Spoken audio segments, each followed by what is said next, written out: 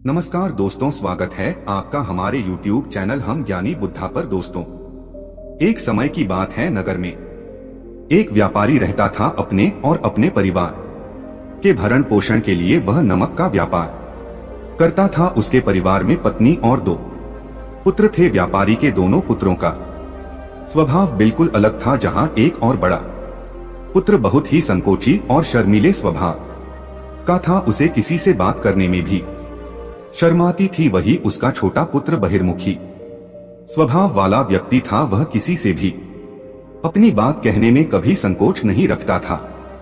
लोग अक्सर बड़े पुत्र को भोला और बेवकूफ समझते थे। कई बार लोग उसके भोलेपन का फायदा भी उठा लेते थे और वह पलटकर कभी किसी को कुछ नहीं कहता था। व्यापारी अपने बेटे के इस स्वभाव के कारण बहुत अधिक नाराज होता था। बातचीत न कर पाने और शर्मीले स्वभाव के कारण व्यापारी ने कई बार अपने पुत्र की पिटाई भी कर दी थी। हालांकि इस वजह से उसके बेटे का स्वभाव सुधरने के बजाय और भी खराब हो गया। बचपन से ही बड़ा पुत्र बेहद परेशान रहने लगा था। उसके अंदर आत्मविश्वास की कमी हो गई थी। परीक्षा में वह आते हुए प्रश्नों के उत्तर भी अपने डर के कारण नहीं लिख पाता था। इस कारण उसकी शिक्षा भी ठीक ढंग से नहीं हो पाई। बड़ा पुत्र जब युवावस्था को प्राप्त हुआ तब व्यापारी ने उसे अपने साथ व्यापार में हाथ बटा को कहा। अपने पिता से डर के कारण वह व्यापार करने को तैयार हो गया, किंतु वह कई बार ऐसी गलतियां कर देता था जिससे व्यापारी बहुत अधिक नाराज हो जाता था। एक दिन व्यापारी किसी दूसरे काम के कारण शहर गया हुआ था। उस समय उसकी दुकान पर बड़ा बेटा बैठा हुआ था। तभी कुछ लोग आए और उन्होंने बड़े बेटे से कहा कि हमें तुम्हारे पिता ने भेजा है। उनका यह संदेश है कि इस समय दुकान में नमक की जितनी बोरियां रखी हुई है वह सब हमें दे दो। उन्होंने नमक की सभी बोरियों को शहर मंगवाया है। व्यापारी का बेटे ने उनसे प्रश्न पूछने की हिम्मत जुटा ही रहा था कि वे दोनों आदमी दुकान के अंदर घुस गए और दुकान में जितनी भी नमक की बोरियां रखी थी सबको तांगे में रखा और लेकर चले गए। व्यापारी के बेटे ने उन्हें रोकने का प्रयास किया, किंतु संकोच और शर्मीलेपन के कारण वह उन्हें कुछ कह नहीं पाया। उसने मन ही मन सोचा कि यदि मैं इन्हें नमक ले जाने से रोकूं तो पिताजी मुझ पर नाराज होंगे। कुछ समय बाद जब व्यापारी शहर से वापस आया तो खाली दुकान देखकर उसने अपने बेटे से प्रश्न किया कि नमक की बोरियां कहाँ गई? यह दुकान इतना खाली खाली क्यों है? तब बड़े बेटे ने धीमे स्वर में कहा कि कुछ लोग दुकान पर आए थे और उन्होंने मुझसे कहा कि आपने नमक की बोरियों को शहर मंगवाया है, और दुकान में से सारी बोरियों को निकालकर लेकर चले गए। व्यापारी ने अपना सिर पीट लिया। उसने अपने बेटे को दुकान से धक्का देते हुए कहा कि तू मूर्ख का मूर्ख ही रह जाएगा। वे लोग तुझे बेवकूफ बनाकर सारा सामान ले गए। तुमने मेरा बहुत भारी नुकसान करवा दिया। यहाँ से दूर भाग जाओ और घर वापस मत आना। यदि तुम वापस आए तो मैं तुम्हें पीट पीट कर सीधा कर दूंगा। व्यापारी का बड़ा बेटा इस बात से बेहद दुखी हुआ। एक बार फिर उसके शर्मीले स्वभाव के कारण उसके पिता उससे और अधिक नाराज हो गए। साथ ही व्यापार में भी इतना नुकसान हो गया। उस समय नगर के सभी लोग व्यापारी के बेटे पर हंस रहे थे और उसका मजाक बना रहे थे। उसे बहुत अधिक शर्मिंदगी महसूस हो रही थी। यही वह समय था जब उसने सोच लिया कि अब उसके जीवन में कुछ भी ठीक नहीं हो सकता है। वह सदैव मूर्ख का मूर्ख ही रह जाएगा और इस समाज में रह रहे लोगों के साथ कदम से कदम मिलाकर कभी नहीं चल पाएगा। व्यापारी का बेटा नगर से बाहर आ गया और एक नदी के किनारे बैठकर खूब रोया। गहरे पानी को देखकर उसके मन में विचार आया कि अब उसके जीवित रहने का कोई फायदा नहीं है। उसने सोच लिया कि आज वह इस नदी में डूबकर अपने आप को समाप्त कर लेगा। असफल जीवन जीने से अच्छा है कि वह स्वयं को समाप्त कर ले। उसने जैसे कि नदी में छलांग लगाई, एक बौद्ध भिक्षु ने उसे बचा लिया और नदी से बाहर निकाल कर ले आए। व्यापारी का बेटा बौद्ध भिक्षु पर नाराज होने लगा और कहने लगा कि तुमने मुझे क्यों बचाया? मैं इस असफल जीवन को जीना नहीं चाहता। बौद्ध भिक्षु ने उसे समझाया कि जीवन एक ही बार मिला है और यदि तुम जीवित ही नहीं रहोगे तो असफलता को खत्म करके सफल कैसे बनोगे? तब व्यापारी के बेटे ने कहा कि मेरे जीवन में बहुत अधिक समस्याएं हैं। यह सभी समस्याएं मेरे संकोची और शर्मीले स्वभाव के कारण हुई है। मैंने अपने पिता का नुकसान करवा दिया। मैं एक अच्छा बेटा नहीं हूँ। अपने स्वभाव के कारण मैं शिक्षा ग्रहण भी नहीं कर सका। यह सारा संसार मुझे मूर्ख समझता है। क्या किसी मूर्ख को इस संसार में जीने का अधिकार है? तब बौद्ध भिक्षु ने कहा कि तुम्हारे इस प्रश्न का उत्तर तो मेरे गुरु ही देंगे। चलो मैं तुम्हें मेरे गुरु से मिलवा हूँ। व्यापारी के बेटे ने कहा कि वह किसी से बात नहीं करना चाहता। आज वह अपना जीवन समाप्त कर लेगा। किंतु बौद्ध भिक्षु के बार बार समझाने के बाद वह उनके साथ जाने और उनके गुरु से मिलने के लिए तैयार हो गया। बौद्ध भिक्षु व्यापारी के बेटे को आश्रम की ओर लेकर गए। वहां पर व्यापारी के बेटे ने देखा कि एक व्यक्ति पेड़ के नीचे ध्यान मग्न बैठे हुए हैं। तभी बौद्ध भिक्षु ने कहा कि यह हमारे गुरु गौतम बुद्ध हैं। दोनों ने गौतम बुद्ध को प्रणाम किया। वह युवक वहीं पर बैठ गया।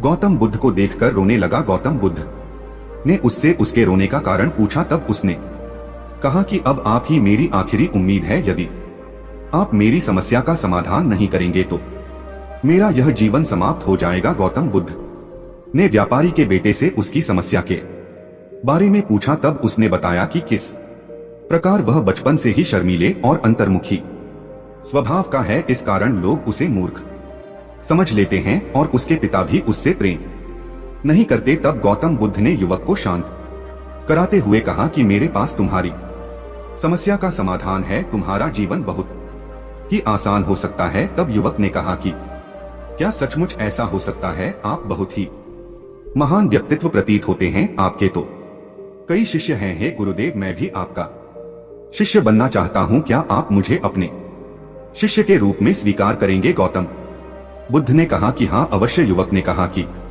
ठीक है गुरुदेव, अब मुझे वह उपाय बताइए जिससे कि मेरा जीवन बदल जाए। गौतम बुद्ध बोले किंतु उससे पहले तुम्हें मेरे कुछ महत्वपूर्ण कार्य करने होंगे। यदि तुम मेरा यह कार्य करो तब मैं तुम्हें कुछ ऐसे उपाय बताऊंगा जिनके कारण तुम्हारे जीवन में सब कुछ ठीक हो जाएगा और तुम्हारे पिता भी तुमसे प्रसन्न रहेंगे। गौतम बुद्ध ने उस युवक को कहा कि आज से 3 दिन बाद मैं तुम्हें ऐसे उपाय बताऊंगा जिससे तुम्हारा जीवन बदल जाएगा। किंतु 3 दिनों तक तुम्हें मेरे सभी कार्य करने होंगे। मैं जैसा जैसा कहूंगा यदि तुम वह कार्य को करने में सफल रहे तो तीसरे दिन के बाद तुम्हारा जीवन बदल जाएगा। तुम्हारा पहला दिन कल से शुरू होगा। अभी जाओ और आश्रम में ही आराम करो। अगले दिन व्यापारी का बेटा गौतम बुद्ध के पास पहुंचा और कहा कि हे गुरुदेव, मुझे पहले दिन का कार्य बताइए। तब गौतम बुद्ध ने कहा कि आज तुम्हें 10 अजनबी व्यक्तियों से बातचीत करनी है और उनका हाल जानना है। इसका लेखा जोखा शाम तक लेकर आना। व्यापारी के पुत्र को बड़ा ही संकोच महसूस हुआ किंतु उसने गौतम बुद्ध को हाँ कह दिया। वह निकल पड़ा। 10 अजनबी लोगों से बातचीत करने शुरू में उसे बहुत अधिक संकोच हुआ। कई लोग तो डांट कर भगा देते थे। उसके सामने अपना जीवन बदलने का यही एक उपाय था। आखिरकार कोशिश करते हुए उसने 10 अजनबी लोगों के नाम और उनके व्यापार का लेखा जोखा प्राप्त कर लिया। शाम को जब वह गौतम बुद्ध के पास पहुंचा तो प्रसन्नता के साथ उसने गौतम बुद्ध को बताया कि आज का कार्य उसने सही ढंग से पूरा कर लिया है। कुछ लोग तो उसके मित्र भी बन गए हैं। दूसरे दिन फिर वह युवक गौतम बुद्ध के पास पहुंचा। तब गौतम बुद्ध ने कहा कि आज का कार्य है तुम आश्रम में रह रहे 10 शिष्यों को संबोधित करते हुए उन्हें जल के उपयोग के विषय में पढ़ाओ। गौतम बुद्ध की बात सुनकर व्यापारी का बेटे हक्का बक्का रह गया। उसने कहा कि आप मुझसे किस प्रकार का कार्य करवा रहे हैं? मैं अपनी शिक्षा ठीक से पूरी नहीं कर पाया हूं। मैं यह कार्य नहीं कर पाऊंगा। तब गौतम बुद्ध ने कहा कि ठीक है, तब मैं तुम्हें उपाय भी नहीं बताऊंगा। व्यापारी के बेटे ने प्रार्थना करते हुए कहा कि आप जानते हैं मेरी शिक्षा अधूरी है, फिर मैं किस प्रकार बालकों को शिक्षा दे सकता हूं? गौतम बुद्ध ने मुस्कुराते हुए कहा कि यहाँ सिर्फ मैं जानता हूं कि तुम्हारी शिक्षा अधूरी है, वे बालक नहीं जानते। तुम रोज अपने जीवन में जल का उपयोग करते हो यही सब बातें जाकर उन बालकों को बतानी है। आखिरकार व्यापारी के बेटे के पास कोई रास्ता नहीं बचा। हिम्मत जुटाकर वह उन बालकों के पास पहुंच गया। शुरू में तो उसके हाथ पैर काम पर रहे थे, किंतु आखिरकार उसने जल की विशेषताओं के बारे में बताना प्रारंभ कर दिया। उसने बालकों को जल की 5 विशेषताएं बताइए और जल्दी से वहां से भाग आया। गौतम बुद्ध के पास आकर उसने कहा कि बहुत अधिक डर लग रहा था, किंतु मैंने बालकों को जल की 5 विशेषताएं बता दी हैं। गौतम बुद्ध ने कहा कि जो एक बार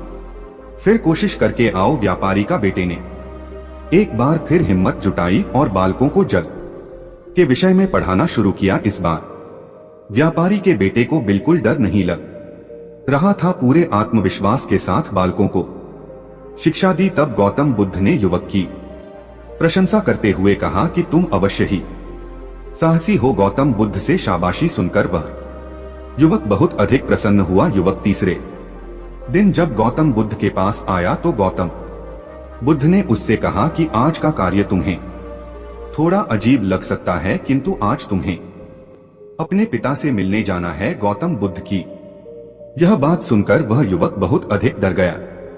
उसने कहा कि नहीं नहीं, मैं अपने पिता के सामने नहीं जाऊंगा। गौतम बुद्ध ने कहा कि ठीक है, तब मैं तुम्हें उपाय भी नहीं बताऊंगा। आखिरकार उस युवक को गौतम बुद्ध की बात माननी पड़ी। गौतम बुद्ध ने उसे समझाया कि अपने पिता के पास जाकर उनसे क्षमा मांगना और कहना कि तुम्हें एक और अवसर दे ताकि तुम स्वयं को बुद्धिमान साबित कर सको। उसे युवक ने बड़ी हिम्मत के साथ अपने पिता का सामना किया और उनसे क्षमा मांगी। आखिरकार व्यापारी ने अपने बेटे को क्षमा कर दिया और उसे दूसरा अवसर देने के लिए तैयार हो गए। व्यापारी का बेटा गौतम बुद्ध के पास आया और उसने जब उपाय के बारे में जानना चाहा तब गौतम बुद्ध ने कहा कि तुमने स्वयं ही अपना उपाय खोज लिया है। तुम किसी से बात नहीं कर पाते थे, शर्मीले थे, सब कुछ तुम्हारे मन में बैठा हुआ डर था। हम कितने आत्मविश्वास हैं, कितने शर्मीले हैं और हमारे अंदर कितना डर है, यह सिर्फ हमें पता होता है। बाहरी दुनिया में किसी को नहीं पता होता है। बाहरी दुनिया में हम स्वयं को जिस प्रकार का दिखाते हैं, लोग हमें इस प्रकार का समझते हैं। अगर तुम आत्मविश्वासी नहीं हो तो भी अनजान व्यक्तियों के सामने यदि आत्मविश्वास होने का अभिनय करो तो किसी को पता ही नहीं चलेगा कि तुम कौन हो। वह युवक समझ चुका था कि गौतम बुद्ध उसे क्या बताना चाह रहे हैं। गौतम बुद्ध को